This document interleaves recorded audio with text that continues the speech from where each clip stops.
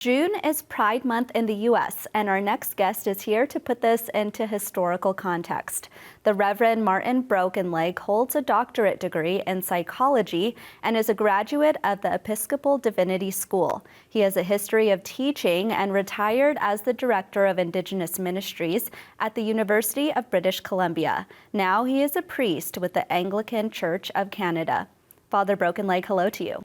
Hello. Thank you for having me. You've studied the historical context of Two-Spirit people. Tell us about what your research shows.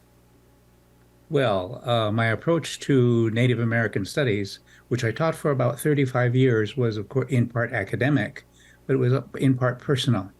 My home is the Rosebud Reservation in South Dakota. I'm from the Lakota Nation. And of course, growing up in that world, a person just hears teachings and experiences related by elders. And I remember many years ago, when I was probably middle school or high school age, I remember hearing an elder say that for a community to be healthy, there had to be 7 kinds of people that were in that community. There had to be men who healed with medicines, with herbalists, I guess you could say male herbalists, female herbalists, men who healed with ceremony, women who healed with ceremony. There needed to be leaders. We would say Itansha in Lakota. Then there needed to be the Nacha. These were the people who took over whenever there was serious need, like a battle or something like that. And then he said there also need to be the Wi'inkte, the Two-Spirit people. All of these people had to be active for the community to be whole. So I heard that experientially, learned that experientially from growing up in the community. Then, of course, as I read, what I encountered a great deal was the confusion and bewilderment and hostility of European peoples when they encountered Two-Spirit people. Because if we look historically, across both North and South America and across the Pacific, Two-Spirit people are welcomed and are open and very much a part of traditional societies.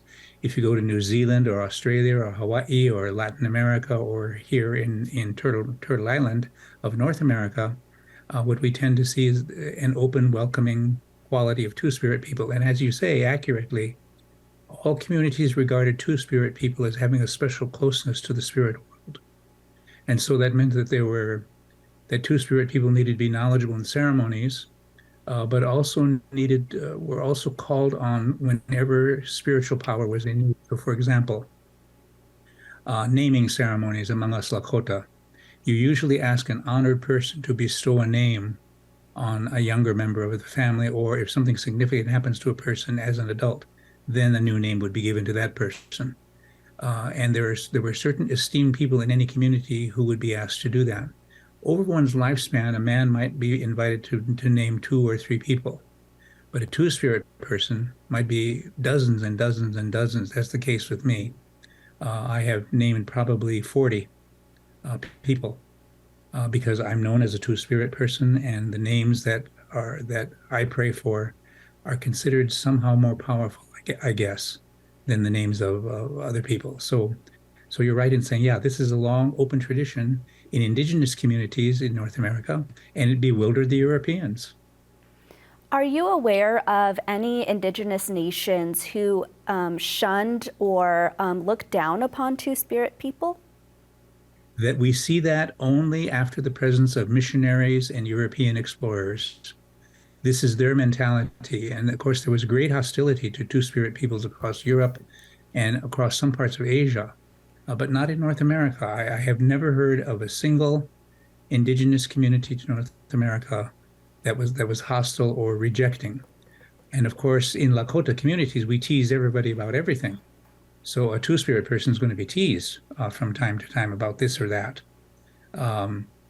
In my community, the Lakota community, we had our 3 genders were traditional men, traditional women, and then the Winkte is the current word that we use.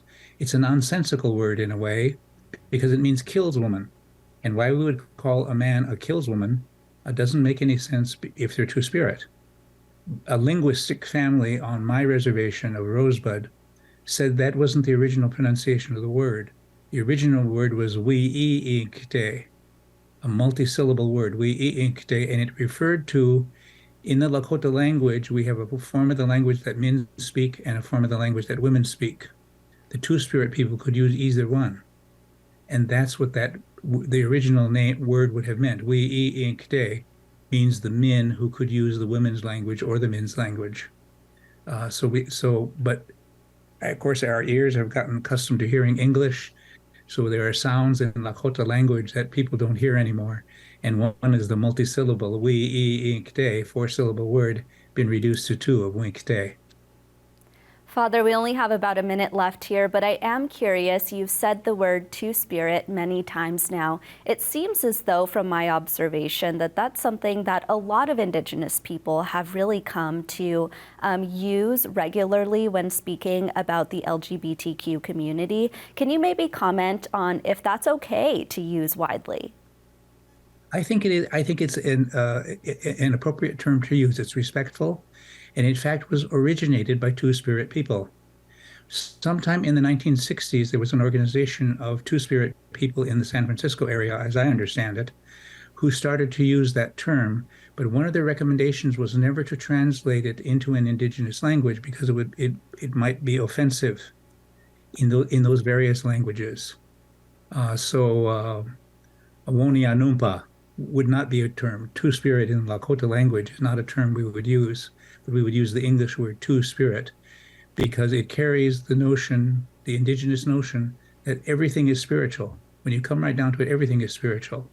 And so a person who has both feminine and masculine spirits within is a person whose behavior and lifestyle is going to be different from a person who has just one, a male spirit or a female spirit.